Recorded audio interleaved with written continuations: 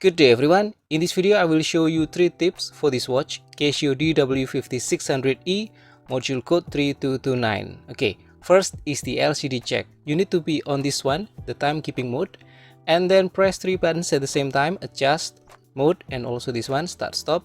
So you might want to rotate the watch a bit like this, and then push the 3 buttons using your fingertips or nails like this, and we will see this LCD check screen, and then press this button to move to the next check screen. This is the code that will be shown, and then again you will see this check screen again, and then returns to the timekeeping mode. Okay, the next tip is to activate the flash alert.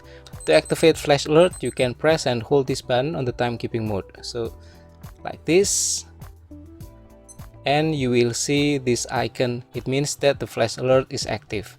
And if you want to deactivate, you can press and hold again this button, the start stop on the top right, and yeah, it's not active.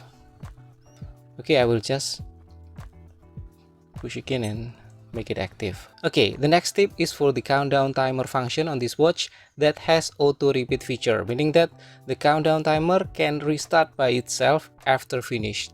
And to activate that, first you need to go to the timer mode, so this one, TR timer, and then press adjust so that it will blink like this, and then press the light button once, and you will see auto here, meaning that the auto repeat is active. And if you want to deactivate, you can press again this light button on the bottom right, and yeah, now it's not active. So okay, let me press again to make it active. And done.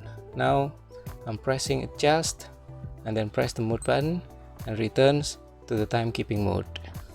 Okay, that's all the 3 tips for this watch Casio DW5600E.